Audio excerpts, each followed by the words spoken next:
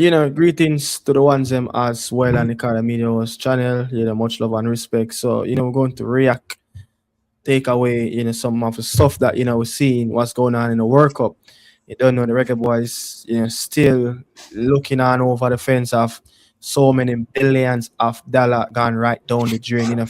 Literally free money was handing out by FIFA. Free money.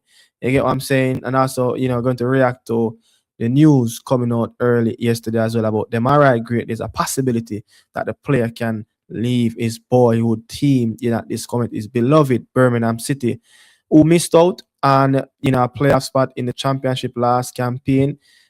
So we're going to react to that as well and react to a video that was publicly, featuring Oral Tracy. But at this moment, doing this record, the video went private. So I'm wondering if Oral Tracy was paged by a higher supreme leader in around the football as well. Like, take that down. What you doing? You get what I'm saying? But yeah, so they are Danny up on the morning inside chit chat as well. We're looking at the World Cup, right?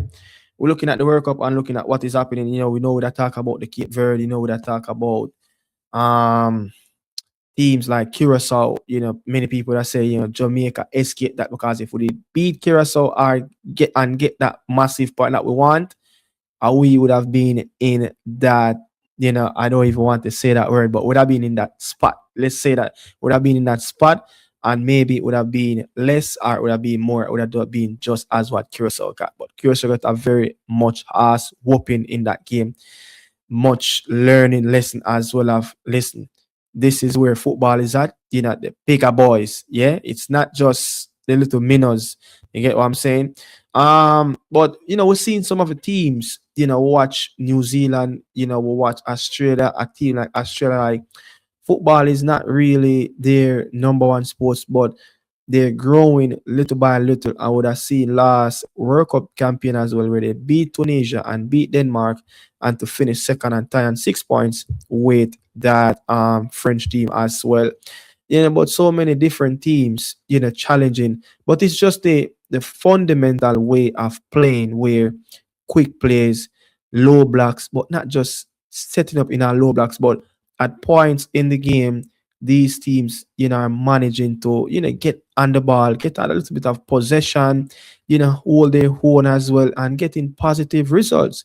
So we're looking at it like the Reggae Boys never ever in our wildest dream we'd are ready for us to wake up already.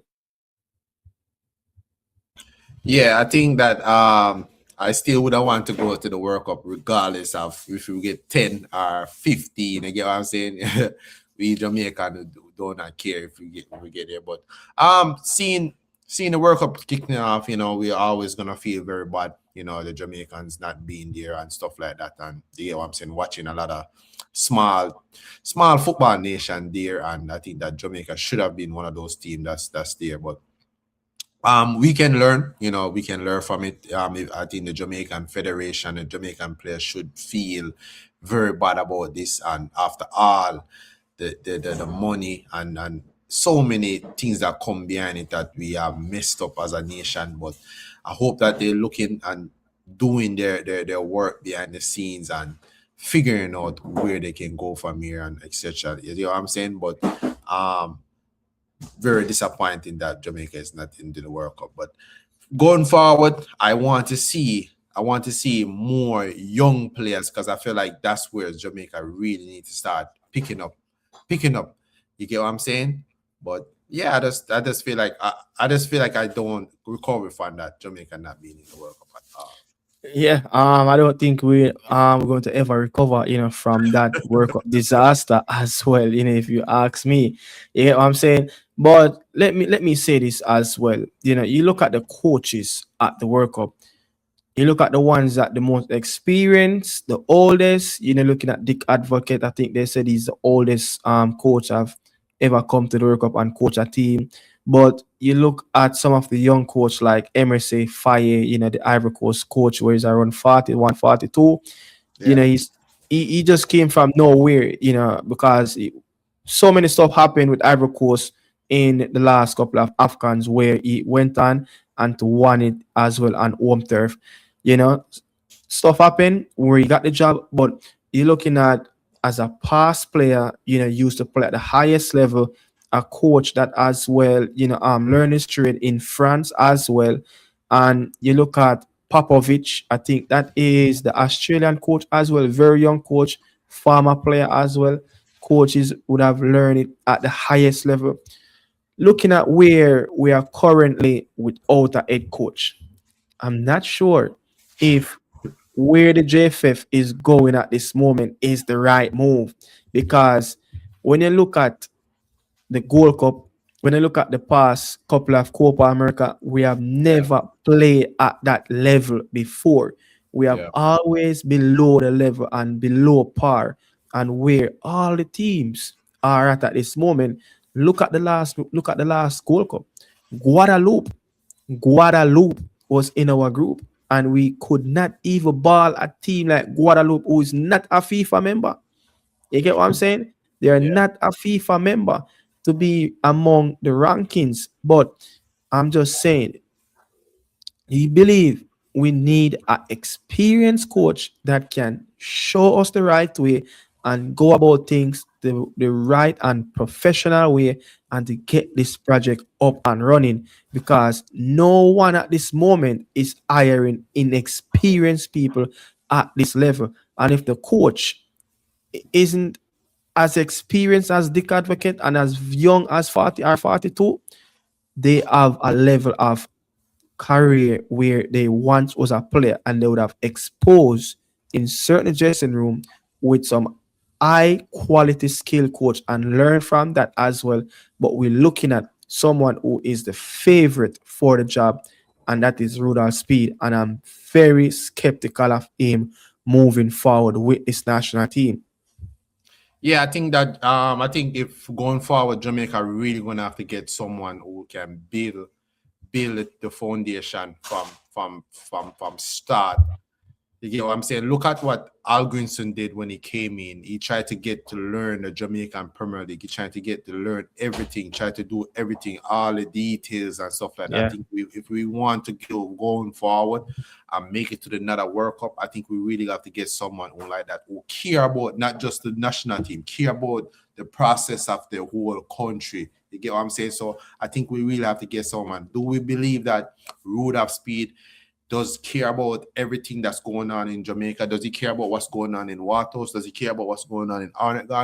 Or he only care about what's going on in Cavaliers? So I think that's already a problem itself. You get what I'm saying? So I think that if someone who like a Speed that's only going to care about certain clubs, that's what his place is at, I think that's already a conflict there. So I believe that we are not going to go anywhere far with Speed. You get what I'm saying? Because it's going to be a dictatorship. You get what I'm saying? You're going to speak to certain players that you want. You get what I'm saying? So I believe that Jamaica is already making a huge mistake. We already failed to make it to the easiest World Cup, and we already making the wrong move already. Look at Tunisia. Tunisia have lost 5-1 in the World Cup, and they already sat their coach. You get what I'm saying? Very ruthless, serious.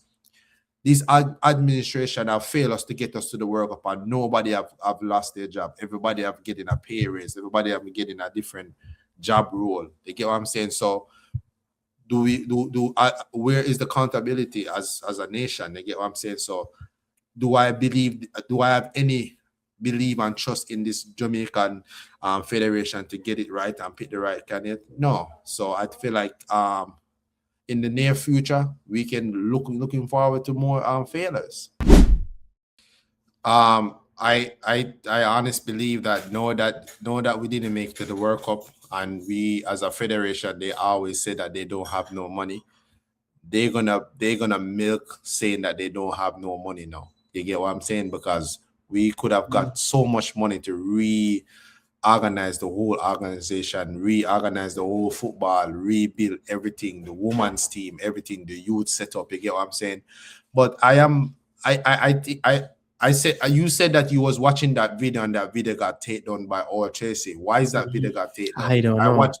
I watched the full video and I was fully agree with him, but know that he take on that video. I can't really like what is he gonna come and say after he take on that video? You get what I'm saying? So I feel like that's if our Chase take on that video because the bigger heads call him and say, hey, what are you doing? Why you outing us like that? You get what I'm saying? So I will lose a massive respect for him if that's what happened. But end of the day, there's no video. Last video was 5 days ago.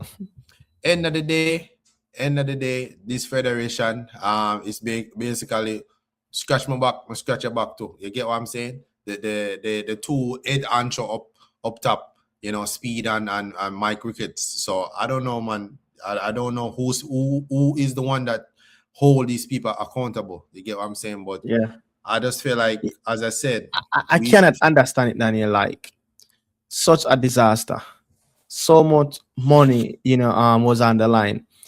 The easiest campaign, I think we have the highest rankings of some of the worst teams in the qualifier of the ranking, right? If you go after by the ranking, and Jamaica with so much players, playing in more competitive leagues than a lot of these players, and playing in very decent leagues as well.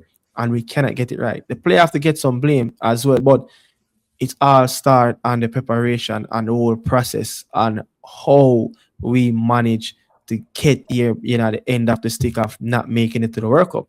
You get what I'm saying?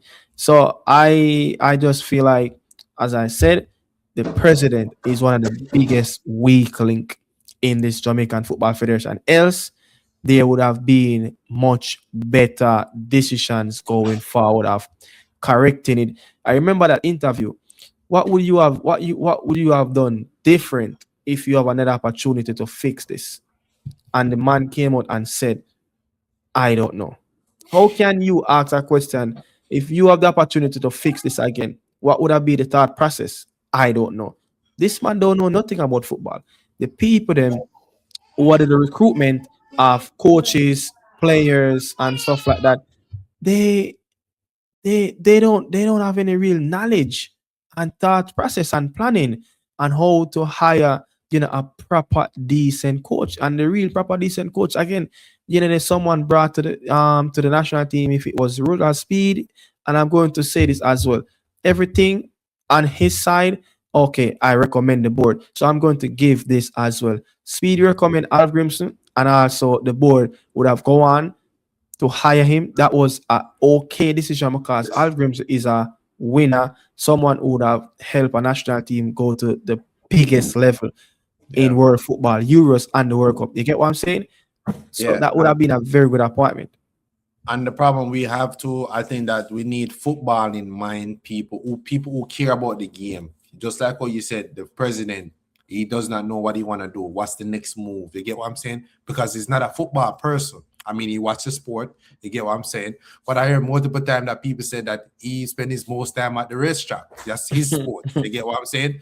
So we want football in mind people on the board. You get what I'm saying? We see all of the board members. None of these people are sports people. You get what I'm saying? I mean, they're sports people, but are they football in mind people? We need people like Bibi Gunn on the board. You get what I'm saying? Someone who know the ins and outs of football, that been to a World Cup before. You get what I'm saying? We need football in mind people that gonna make decisions. You get what I'm saying? Can be in the board meeting where we say you will identify a brilliant coach. Yeah, yes, that's the coach we're going for. That's the coach we want. You get what I'm saying? How are we gonna trust these people to make right decisions of hiring the right coach when they are not football in mind people? They're going for coaches like Steve McLean, which is a dinosaur. You get what I'm saying? Steve McLean best years has passed long time ago. You get what I'm saying? And not even his best time as a coach. His best time was as a coach was an assistant coach under Fergie years. Yeah. You get what I'm saying? So we need football in mind people with modern thinking of ways to make decisions. And if we don't have that, we're never gonna go anywhere as a football nation. Yeah, so let me just follow up on what I was saying. You brought a very good man, to the football club where he have success, at the highest level, for Iceland, and then you find the best opportunity to get this man out of it, of his job of the national team. Yeah, you find the best options as well to remove Hamir Alf Grimson from his post because of someone, don't want to live in the country. But then the next appointment was a Steve McLaren. Yeah, arguably stayed most of the time, more than 90% of the time outside of Jamaica as well. I heard as well when we play away games, he's not even coming back to the country. He's gone somewhere else on a different flight. You get what I'm saying? So it shows you that, man, the process and how much we change coaches. We went through three different coaches throughout the qualification. Three different coaches. Imir, Steve McLaren, and then Rudolph Speed. You get what I'm saying? So it just shows you of a chaotic, Jamaican Football Federation is operating at this moment. Some bad process of getting people into the national team. But let me say this one. Demarai Gray, where Fabrizio Romano would have posted yesterday and said, Demarai Gray has an exit clause into his contract to leave by July the 10th, with several clubs already making approach. He got his opportunity in the Bundesliga. He had a very still dull moments, and Stevie Gerrard, for Al-Ettifaq in the Saudi Pro League. Didn't work out for him, very well at Everton. He was a very much of a young boy at Leicester City, won the Premier League as well. Back into England, playing for Birmingham City at this moment. Was an okay season, for him. Scored a couple of goals, give them a quite a bit performance as well. You get what I'm saying? With this news, coming on, it has to be a high profile deal. And I can't even wrap my head around it if there would be a Premier League team that will take the risk. When you look at this player, the trajectory and where this player career is heading, it's more of a stagnant career rather than a progressive career at this moment. And I don't know where will he turn. Will it be in Italy? Because I'm not sure where this deal will be. Several clubs are other clubs really lining up for him as well, maybe in Turkey or somewhere over on the Far East. I mean, what's your thoughts, Aaron? Should he even walk away from Birmingham City, where his contract will come to an end in 2028? Yeah, I really don't know where Demarai Gray is gonna play his trade. 29 years old. You get what I'm saying? As a winger, that can be very difficult for a 29 years winger, which is have a very below par season at Birmingham City. 39 games, 5 goals, 5 assists. You get what I'm saying? So I don't know, man. I don't know what's the next move for him, but for his sake, I would love to see him at a very good level. You get what I'm saying? Maybe another move in the championship to a different team. Maybe, I don't know, but I really don't see what Premier League teams is gonna take a risk on him right now. You get what I'm saying? Demarai Gray doesn't strike me the player that's gonna get past players anymore, score enough goals, contribute. You get what I'm saying? And don't forget, he's type of player that have a lot of mental problem that he's still trying to figure out himself as an adult. You get what I'm saying? So I think that kind of really affect him over the years as a player because he speak about it. So I think that he's the type of player that's very emotional. So for his sake, I would love to see him still at a good level, but him and his agent really gonna have to figure this one out and hope that he can get a very good move, because at this rate, with these numbers and these season of these previous clubs, I really can't place him anywhere right now. Yeah, I'm looking at his stats and I'm trying to figure out what kind of winger is Demarai Gray. I know, at one time he was a quick, explosive winger. Look a bit slightly tricky. Likes to take players 1v1 on. Likes to get ball in the box. Like to get ball in the box as well. For his teammates to grab onto as well. But in his careers, I've never goes double digits in goals. And I'm looking at, if you want to go to the next level and you want to go to that high profile, I don't even want to mention elite, because I'm not sure he's ready at this moment, or if he's ever ready in his career to go to the elite level. He would have been so much of a lucky player to get to an elite club where he have never scored double digits, and I would have loved to know his agent if he get to that level. Yeah, and I'm just talking based on what this player have produced over the due course of playing for Played for 1, 2, 3, 4, 5 clubs in his career so far, right? Double spells at Birmingham City. Never scored double digit score. Never in his entire career.